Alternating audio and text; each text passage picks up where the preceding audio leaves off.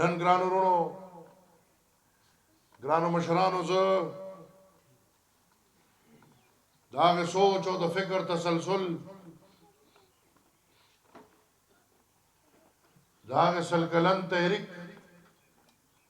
تسلسل په څلورم پشت کې تاسو ته د خدای خدمتګارو اولادو ته مخامخ ولاړ خو سوچ وکړو نو زمونږ د سل کاله تاریخ سته چې زما په خیال نظریه ویل کېږي هغه کو د باچا خان بابا نه راوالو باچا خان بابا نه ولی خان بابا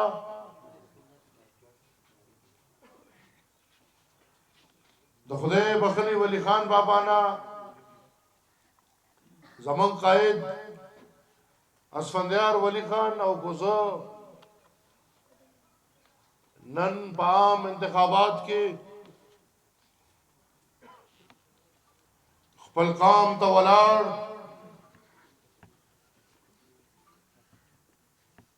پړو منزل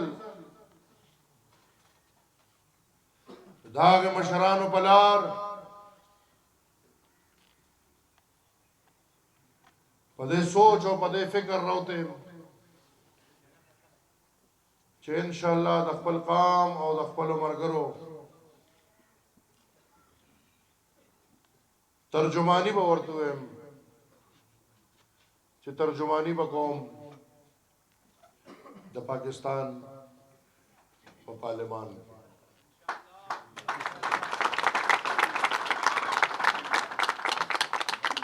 ګرانو ورونو ګرانو مشرانو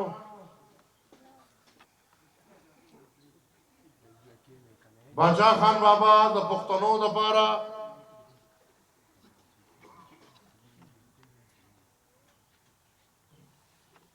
د کم میوو بنیاد شیخ او هغه دوه نقطې وي چې هغه انګريز تخکاره وي چې بای دا خوره د پښتنو خوره ده په دې خوره د مشرع اختیار د بل چا بني دا بوم د دې پښتنوي او په دې خوره چې سونه وسایل دي د دې وسایل او اختیار بم د دې قامي د بل چا بني د دې دوه خبرو د پاره هغه د خپل قام اصلاح شروع کړه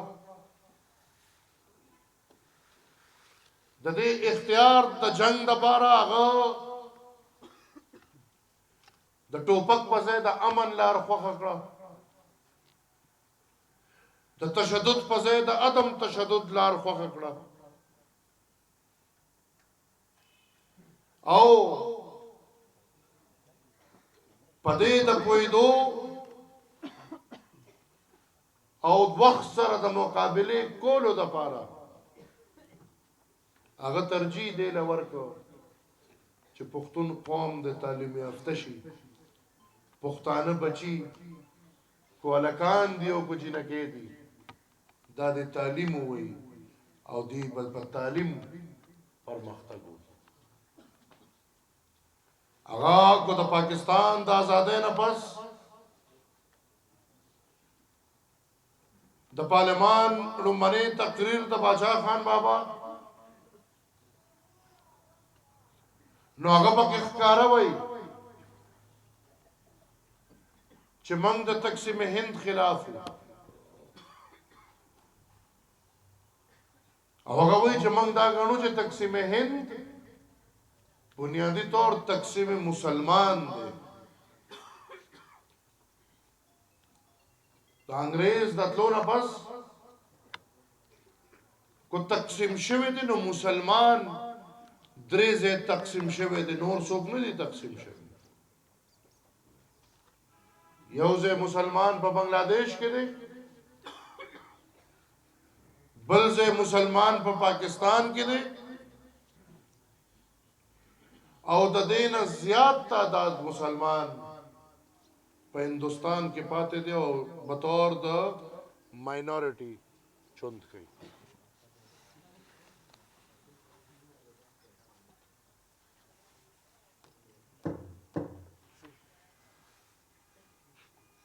هغه وی چې خو بیا پاکستان آزاد شو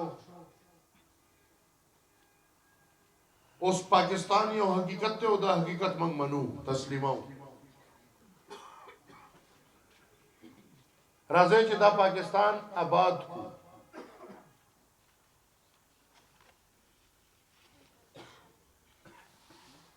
مایک کم دی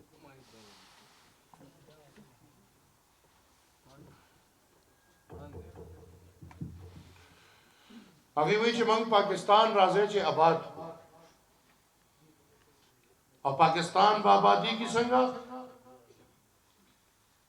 پاکستان په دې شکل با آبادی کی چې په پاکستان کې څونه قومونه دي دا د واضح چې پاکستان یو قوم نه لري بلکې پاکستان د مختلفو قومیتونو یو ملک دی نو بادشاہ خان ورته وی چې دا ټول قانون مضبوط کړي پښتون مضبوط کا بلوچ مضبوط کا سندھے مضبوط کا سرائکے مضبوط کا ہندکو سپیکنگ مضبوط کا ماجر مضبوط کا پنجابی مضبوط کا چې دا ټول قانون مضبوط شي پاکستان په خپل مضبوط شي خو نه د واکدارانو دا سوچ وو دا سوچ دی چې پښتون کمزورې کا بلوچ کمزورې کا سندھے کمزورے کا سرائکے کمزورے کا پنجابی مضبوط کا او چې پنجابی مضبوط کی مستا پاکستان میں مضبوط شي زمان مشر جناب خان عبدالولی خان چې د خپل پلار پلار روان د خپل پلار د خدای خدمتګارۍ رنگ په جمهوریت رنگ کې الکول او بیا دا پلار او د خدای خدمتګار او هغه نظریه په یو داسې شکل د پاکستان په سیاست او د پاکستان په پارلمان کې پیش کول خو هغه شاعر وایي چې کاش چې پیژندلې وي د خلکو په ژوندون ولي داسې مشران به بیا په دې قام کې ګرانه ده چې راشي د سن 73 آئین چې جوړېده هغه په دغه خپل حق مضبوط ولاړ د خپل پلار په دغه خبره مضبوط ولاړ د صوبایي خود مختاره आवाज بلند کړو خو هغه سټیټسمنانو دا غي سیاست حقیقت کې د وطن سیاست چې دا ټول د پاکستان مشران ورته کېناستل ورته وی چې ولی خان پاکستان تقسیم شو او خدا هر سکی کی خدای مکه پاکستان نور تقسیمی کی ولی خان ورته وی زه د خپل خبرو نورسته کې کم تاسو پاکستان بچ کې نو ولی خان سره ومنل چې لس کاله د پاره به وفاقیتی او لس کاله پس په کنکرن لس ختم شي او صوبې خود مختاری براشي دا سن 73 آئین کې ولی خان سره ومنل شو لس کاله چې تیرې دل بوټو سے به پانسی کړو د ضیاء الحق امریتو آغا کنکرنٹ لسٹ یا آغا وفاقیت چې کم په سن 73 کې د پاکستان د غاړې ولی خان سره وعده شوه و چې سن 83 کې به ختمو هغه چې کله په 2010 کې پښتنو په 2008 کې تاسو او د ټولو پښتنو په مشر اسفندیار ولی خان پسې لبیک ہوئے او په دې پښتونخوا کې په تاریخ کې پړو منځل حکومت ورکو نو دې خبره ته سوچو کې صد پاسه د نیم سو پارلمان ته ګورا او زمنګ یولس ممبران ته ګورا یولس ممبران په نیم سو کې سي خدا د بابا د نظریه هغه ممبرانو چې په دې یولس ممبرانو او من د بابا پیروکار بچرم د چا ذاتی کردار باندې خبره نه کوو خو من د بابا پیروکار د چرم د جناب آصف علي زرداری صاحب دا ښېګړه نه یې چې هغه موږ سره په دې خبره ودرېده او اتلسم عیني ترمیم د لاندې هغه اختیار چې 83 کې براته عیني طور په 2010 کې هغه پښتنو ته ما ته پہچان ملو شو دا خوره د پښتنو ده او د خوره د پښتونخوا ویل کیږي تر دغه دمه پورې د پاکستان په نقشه کې زما پہچان نو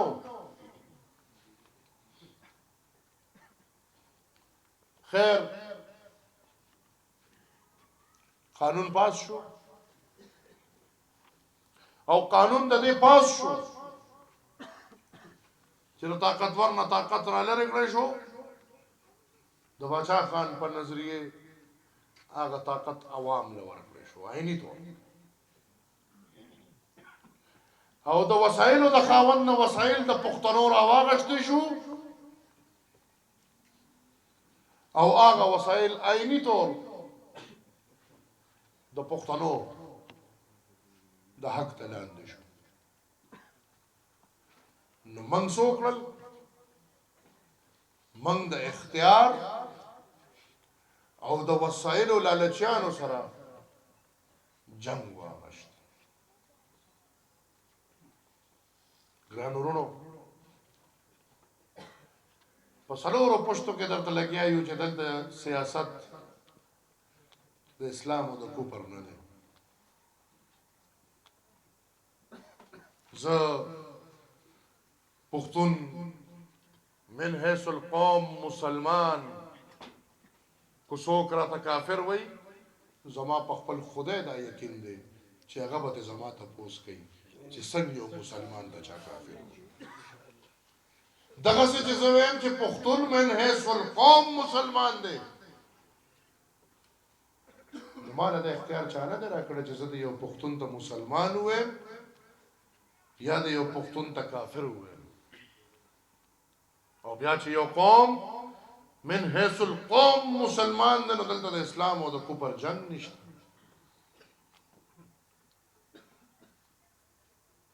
دلته جنگ د پاکستان د وفادارۍ او د بے وفایۍ نه دی من ټول پاکستان نو نن ځان زه کو تاسو مخامخ ولاړم نو زه څه غواړم خو زه دا غواړم چې زه د پاکستان په پارلمان کې کېنم او د خپل قوم ترجمانی دی وکړم دلته ګران ورونو جنگ د دې دوه خبرو د طاقت او د وسایلو نو چې کله دغه جنگ عیني طور من وګټو نورور میں د مشر نراواله تر د کشر هر سړی باندې دماکیو هر د سره ټوپه خاون ته سوال جواب وشو چې دا ټوپه کوزه کا غنی عمله به در باندې کوو پکم کور چې سره جنډه لګېدلې وا سوال جواب وشو چې دا سره جنډه کوزه کا غنی عمله به در باندې کوو نن سبا خلک وی قربان تاسو به قرباني په یو ټک پټ یانه بدلوي په یو ټک په مثال کې څه ختموي راشه زمانه دې مرګرو د پوسو نو کې دا خو دا پښتو مدل دی خراړه دا یو غلط سره لاړ د دې په دا مثال دی راشه زما د مرګرونو د پوسو کې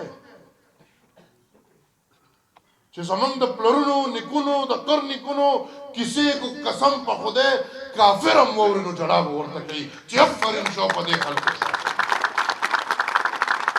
او بیا داغه لیوني دا موږ ټول چې زمونږ په ژوندونو موږ ته سوال جوابونه شوي دي چې دماکې به در باندې کوو موږ دماکو ته غاړه ایښې ده خو موږ دا سره ټوپې او سره جنډه الحمدلله داغه پښتانه دي دا زمون عقیده ده چې تر څو جمدي یو تر څو ژوند کوو تر څو پښتو وي تر څو مسلماني وي انشاءالله باچاخاني به وي سره جنډه به وي موږ ستاسو جنګ په سر واغشت 2 ځله دا دی موږ پارلمان ته یې پرې نه ښودو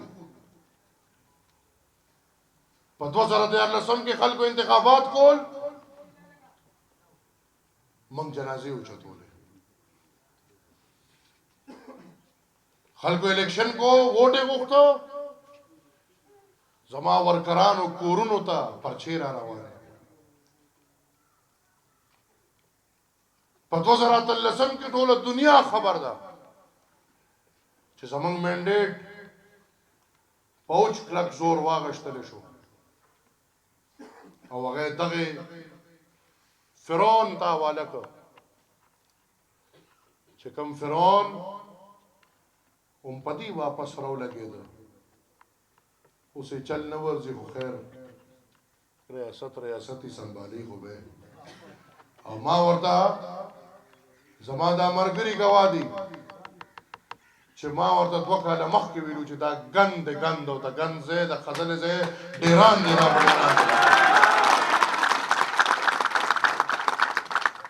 اوس ګران ورونو دا کیسه مې دې پورې وکړه چې خلک وایي چې دی د پلار نیکه لار پرې او د باچا خان په شان من سوچ هم نشو کولی یار من هغه خو لکه خپل هر څه پرېښودل دنیا شوق دا خو لکه موږ مسلمانان یو موږ ټول الحمدلله په دې فخر کوو چې موږ مسلمانان یو خو په دې ناز پنډال کې به یو سړی همداسې ني چې هغه به دا ووایي چې زه د پیغمبر په ژوند باندې پوره ورسم شو مسلمانان یو د پیغمبر په ژوند پسې هر څه چې هغه کړي دي هغه منو خو د هغه په شان ژوند موږ کو 100 ځله نه چې 1000 ځله نه کو 100,000 ځله پیدا شو او بیا مړ شو د هغه په شان ژوند موږ نه شو ځکه پیغمبر و داسې په صدو کې اولیا یا نیک خلک چرته پیدا کیږي باچا خان یو باچا خان او پښتنو کې بیا چرته باچا خان را پیدا شي یا را پیدا نشي موږ نشو دا رښتیا خبره ده هغه چې څنګه ژوند تېراو موږ هغه نشو خو هغه چې راته کومه نظریه پرېښې ده هغه نظریې به ځو نو ګران ورونو نن کو زه تاسو ته مخامخ ولاړ یم 100 کاله پسم نو زما لوز دې خبرې ته سوچ وکړې زه هر ځای کې وایم چې انشاءالله ما به چېرته وزیر ونه وینې انشاءالله ما به چېرته په یو سرکاري ځای کې ونه وینې انشاءالله ما به چېرته په یو سرکاري دفتر ونه وینې ځکه چې زما د پلار لیکه هغه لوز د دې قوم سره چې زما سیاست د پاکستان وکالت نه دی زما سیاست د خپل قوم وکالت دی او په دې خړه پړه جاړه دی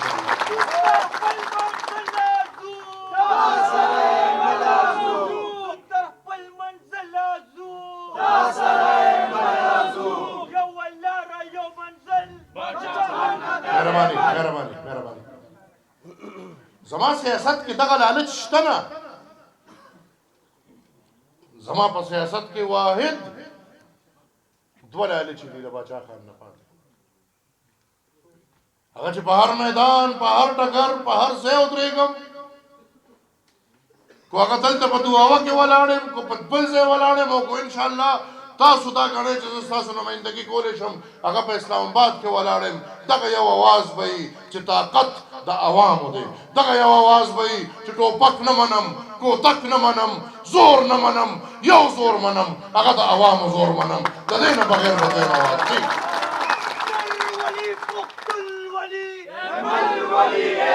ولی نر ولی پختون ولی امل ولی امل ولی نر ولی پختون ولی امل ولی امل ولی داداش نغر ولی امل ولی امل ولی بل دا زمونږ استاسو فریضه ده اوس اتلسم عیني ترمیم زه نه پوهېږم وخت څونه دی کم دی زیات دی خو زه لږه خبره به وکړم چې اتلسم عیني ترمیم او ستاسو حق او وسایل دا څه دي ګرانو وروڼو پښتونخوا خاوره بجلي جوړوي 6,000 میګا واټ بجلي جوړوي د پښتنو ضرورت 3,000 میګا واټ بجلي ده موږ د خپل ضرورت 2 چنده بجلي جوړو بیا ولې زما لارې کوڅې تیارې دي بیا ولې زما جومات او سکول کې بجلی نشته ځکه چې په دغه اختیار زما خپل نشته 6,000 میګا واټ بجلی جوړو 1,900 میګا واټ ماته ملاويږي باقي پاتې پنجاب ته ملاويږي ګیس روزي زما په خوره د پاکستان په ګیس کې لګبګ 40% ګیس ته پښتونخوا دی پښتونخوا ته 15% ګیس ملاويږي پنجاب ته 50% ګیس ملاويږي کم ځای کې چې د پنجاب د ګیس پټل کې خپل حصہ 4% 4% ګیس جوړي 50% ګیس ورته ملاويږي زه 40% ګیس جوړوم 15% ګیس پاس په خبرو ځان پوي کې زما په غرونو کې هغه کانې دي چې دنیا کې ورته خلک اړیان دي د سواد په غرونو کې زمرد لرم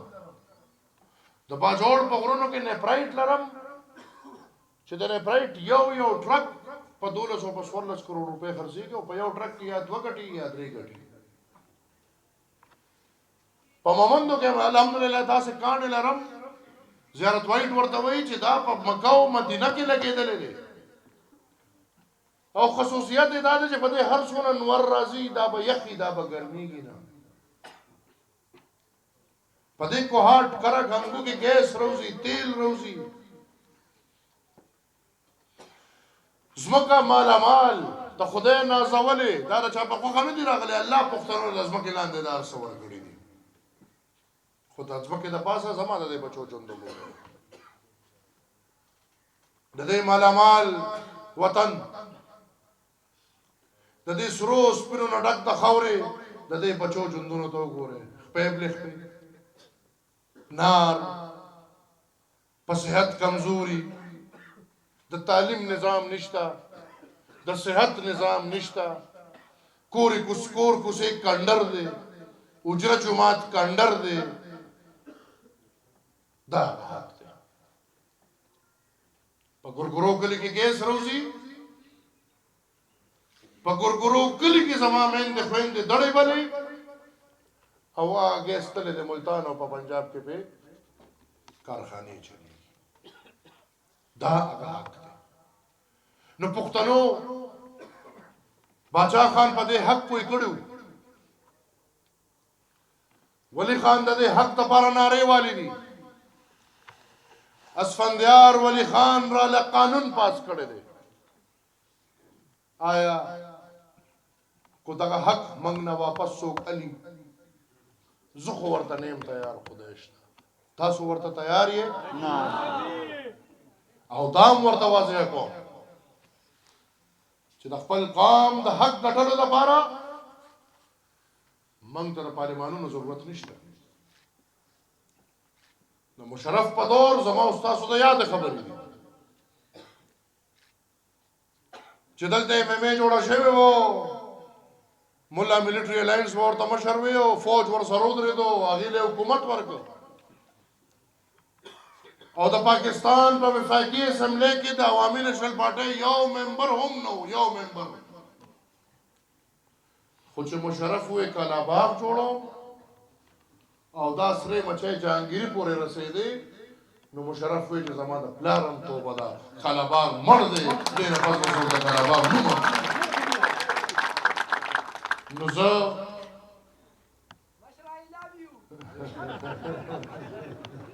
I love you all. I love you all.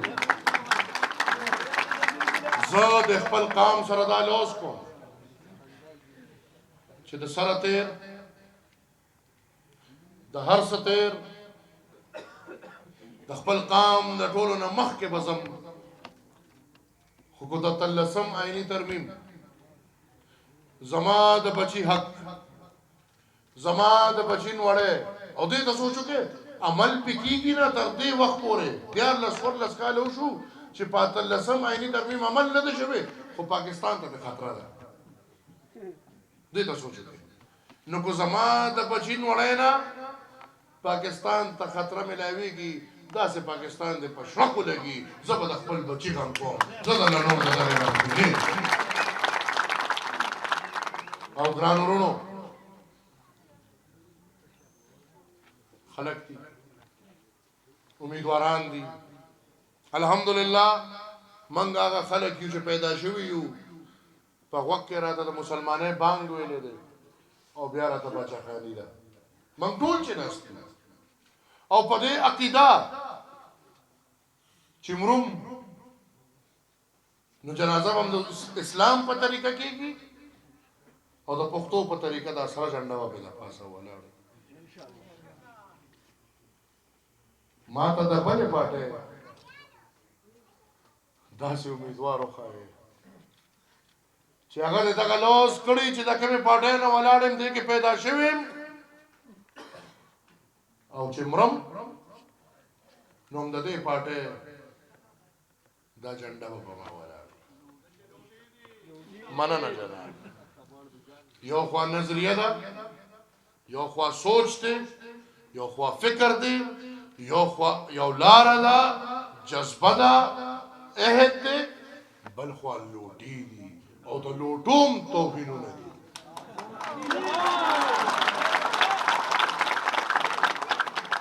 دا یو صاحب چې راځي دی کلو ته نو دې صاحب خو د پښتون د ګمراهۍ لپاره دا بیان کړو چې عمرې له تلو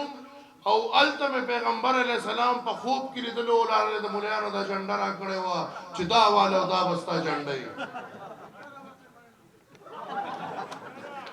نو دې موږ ته بیا وضاحت وکړي چې په دې 2013 نه مخکې دغه الیکشن نه مخکې د پیرونه خوب کې لیدلی وه که نه څه بل شی په خوب کې لیدلي وو ورله دا بله نښه ورکړه چې راشه اوس په دې باندې ودرېږه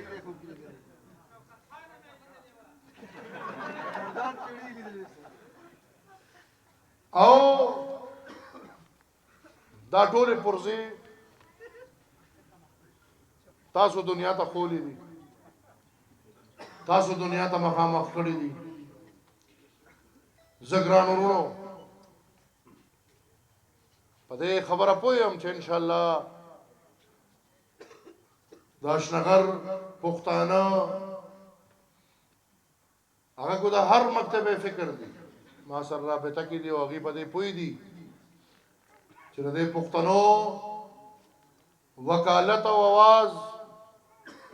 13 کالو نه غیب و هغې په دې پوه دي کو چې ملا لاړو کو پی ټی آی لاړه خو د پښتنو هېڅ قسمه اواز ونه شو هغې په دې پوه دي چې د پاکستان په نقشه کې اشنغر غیب و 400 غیب وه هغې په دې پوه دي چې دا ولی باغ دی چې دا کلم اسلام آباد ته لاړ شي نو د پاکستان په نقشه کې 400 او اشنغر داسې ځلیږي ګرانو وروڼو زه خو ستاسو کشر یم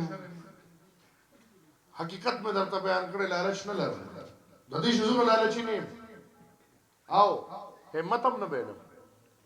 ځکه چې لالچ مې نشته ذاتي هیڅ لالچ نه لرم نو همت به څه بیلم لالچ مې د دې قام د دې بچو دی کو چېرې تاسو دا ګڼئ چې دا څونه امیدواران ولاړ دي زه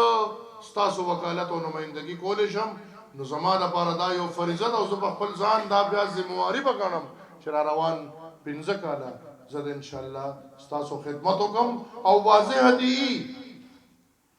دي چې زمون خدمت بیا ان شاء الله خدمتي ادا نه د دوا به درته کوم ادا نه د جنت ته بدلېږم هغه دا نه د دوزخ ته بدلېږم هغه بدل ان شاء الله سکول جوړوم هغه درته کالج جوړوم هغه درته سړک جوړوم هغه درته بجلی راولم هغه درته ګیس راولم هغه درته نور روزګار راوړو ان شاء الله ترقی به راوړو زه لاټین ګرځوم زه غواړم چې زما کام ته درنه کړم لاټین زمونږه وګړي لاټین زمونږه وګړي لاټین زمونږه وګړي لاټین زمونږه وګړي لاټین زمونږه وګړي لاټین زمونږه وګړي لاټین زمونږه وګړي خو تاسو به ما سره پښتو کوئ دا دعاوال دي دا هغه پښتانه دي چې باچا خان سره پښتو کړی ده دا هغه پښتانه دي چې ولی خان سره پښتو کړی ده دا هغه پښتانه دي چې ټول عمر اسفندیار ولی خان سره پښتو کړی ده او زه درته په ذات خود پړم باندې ځل ولاړم ما سره پښتو کوي نو چې ما سره پښتو کوي هغه پښتو دا چې دا صاحب په مالا دانه پلیټ را لګي چې چر سده او د پړانګو خلک اریان کې چې دعا وکړي دا تاریخ کې نه څه چلو تم شوي جوړې ذکران ورونو دا غي اشاره ده چې ما ته وی چې بس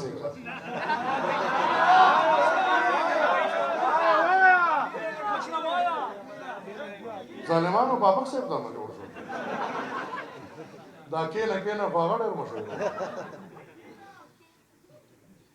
ګران ورونو ګرانو مشرانو ان شاء الله تاسو ټول بتر دا تمه پورې د خپل وس نه زیات یوم مکوي خو د خپل وس هر ځای ته بزان رسوي هر سړی هر ماشوم هر ځوان هر مشر به ځان نه عمل جوړوي او هر چا لبا دا کچکول وړي چې د پښتنو په دې کچکول کې د خپل برخه موږ سره واچي او موږ له دا موقع راکې چې موږ د خپل مشرانو په شان د خدای خدمتګارو داغي د بچو یو مثال جوړ کو او موږ د خلکو خدمت ان شاء الله او د شهزاد صاحب دا ګټه به یقیني کوي دا څنګه ویم چې یقیني کوي به چې دلته د سیاست په جامه کې به خلکو ته دا شعور ورکوي چې دا شنغر سیاست د شریفو خلکو کا دا شنغر سیاست د عام د طبقه شهزاد صاحب استاد پاتې شوی ضروری نه ده چې یو سړی بخانی ضروری نه ده چې یو سړی به د سونو جربو مالکی ضروری نه ده چې یو سړی د شلو ټوپکو خاوند وي دنیا له ودا پیغام ورکوي او په سیاست کې ودا روح اچوي چې روان ځل هر پټه ولا دا همتو کی چې ورکران ودري شرفا ودري شریف خلک ودري او انتخابات کوي رات کې ان شاء الله د خپل مشرانو په شان دا خانان دا خان بادران دا بدمعشان دا چې ګوره خالق کچکول ولېږي چې په دغه ورځ ستاسو کچکول ستاسو جوړه ستاسو ګلونه دا ټول د دې خدای خدمتګار د دې بچي او بلکې دا د ټولو خدای خدمتګارو د اولاد په شکل کې خو شهزاد الدین صاحب ولاړ دی پټه دا همت کړی دی تاسو به ان شاء الله دارو اچوي زدل تاورم چې دا خلک پره په دې به بالکل سودا نه کوي هر سړی ته بدا وایي چې غټو وړو کې بني غټو وړو کې پکې سي لاټین دی دا خو دونه کې ملاويږي کلس پرچې ملاويږي نران شه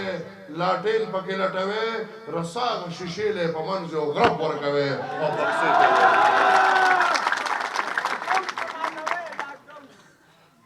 او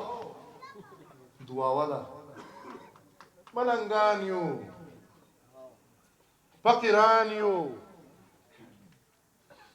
د باچا خان پلار سیاست کو د چاملاس تغوام نه پاسو سوال کو منت کو جرګې کو پخپو پروزو ووټ غواړو هر پښتون د جرګه کو زنې تلاس کو هر قسم ملنګي کو خو کو دا چا دا خیالي چې دا بزدلی ده نو خدای مکا ملنګان یو بزدل نه یو کو څوک پدې سوچ یا پدې تمه دا عوامي نېشنل پارټي یو ورکر لم نږدې ورغی نو بیا ګوره خدای شته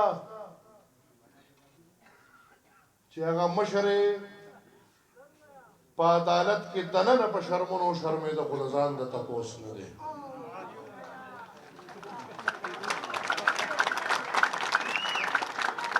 نو دا نه ده چې موږ به چاته مثال جوړو نه